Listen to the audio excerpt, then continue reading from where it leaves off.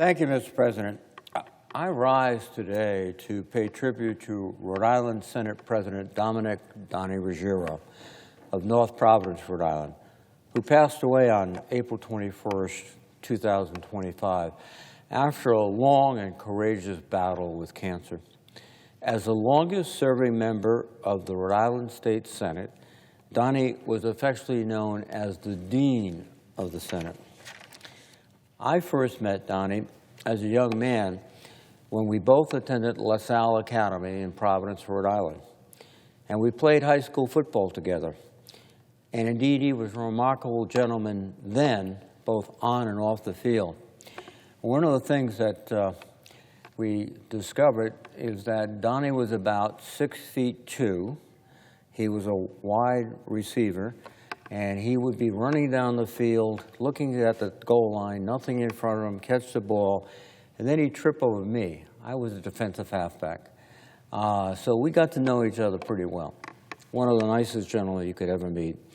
He was especially kind and reached out to the younger players on the team, encouraging us and also acting as a sort of a custodian and making sure we got a chance and we weren't mistreated. And throughout his entire life, Donnie carried that spirit to raise others up and provide opportunities for all. And then I later had the privilege of serving with him in the Rhode Island State Senate from 1985 to 1990. Once again, he paved the way for me with his advice and assistance. Indeed, his quiet commitment to the people of Rhode Island has always been an inspiration for me and, frankly, anyone who ever met him. Donnie was a strong advocate for organized labor and joined the Laborers International Union of North America as a field representative and organizer, eventually becoming administrator of the New England Laborers Labor Management Cooperation Trust. And Donnie started his public service long before we linked up again in the state Senate. And he began working for the late Lieutenant Governor Thomas DeLuglio, and then the Rhode Island Public Transit Authority. His career continued in public service in the 1980s when he was elected as representative of House District 5 in Providence, Rhode Island. 4 years later, he succeeded his father-in-law, Majority Leader Rocco Quattrochi, to Rhode Island's Senate District Number 4, beginning his 40-year tenure in the Rhode Island State Senate. In that role in the Senate, Donnie served as vice chairman of the Senate Labor Committee, Senate Majority Whip, Deputy Majority Leader, and Majority Leader.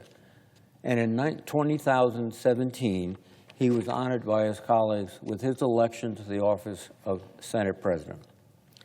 The hallmark of Donnie's leadership style was to have an open-door policy, which encouraged colleagues and constituents and elected officials to become engaged. He devoted his life to improving our communities, strengthening public health and public safety, and creating new opportunities for all Rhode Islanders to thrive. He made significant strides toward improving the lives of working Rhode Islanders, and he is credited with spearheading efforts to preserve pensions and raise the minimum wage. In the face of recent incredible and ultimately unsurmountable health challenges, Donnie valiantly sought re-election last November in his beloved community and was returned by his Senate colleagues to his post as Senate President after he won re-election. He led the Senate with tenacity and unwavering dedication.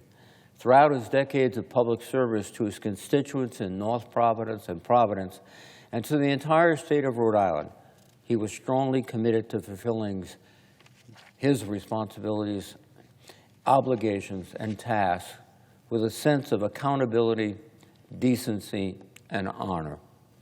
He led his life with purpose and served the people of Rhode Island extremely well. And Donnie leaves behind a devoted family, and I express my heartfelt condolences to the Ruggerio family, his children, Charles Ruggerio, and his wife, Jillian, and Amanda Fallon and her husband, William, his grandchildren, Ava Ruggerio, Mia Ruggerio, Natalie Fallon, and Jameson Fallon, his sister, Lisa Aceto, and his brother-in-law, James Aceto, and his nieces and nephews. I will miss Donnie's friendship, his unwavering advocacy for our state and the people who make it a special place. Rhode Island is much better today because of Senate President Ruggerio's leadership and dedication. He inspires us all and will continue to do so. And I would yield the floor to my colleague from Rhode Island, Senator Whitehouse. Mr. President. Senator from Connecticut, Rhode Island. Mr. President, I join my senior senator today to honor our friend Dominick Ruggerio, who was both president and the dean of the Rhode Island Senate. President Ruggerio, who passed away last month, was affectionately known as Donnie. He leaves behind his children, Amanda and Charles, and 4 beloved grandchildren. Donnie was a graduate of 2 great Rhode Island institutions, LaSalle Academy and Providence College. At LaSalle, Senator Reed was his schoolmate and teammate on the football team. After finishing college, Donnie served as a policy aide for former Lieutenant Governor Tom DeLuglio, who was a Rhode Island classic in his own right.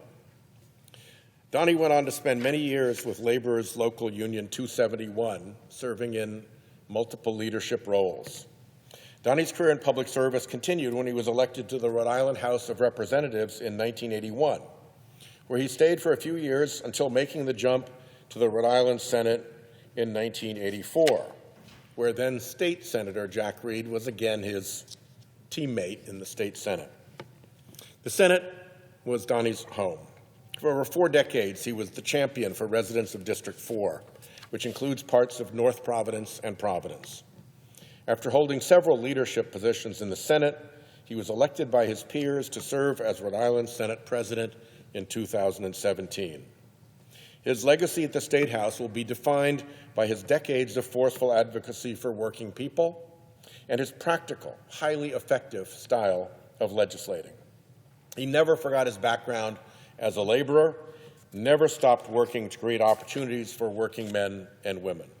To that end, he fought for a higher minimum wage and for specific projects that would create union family-supporting jobs.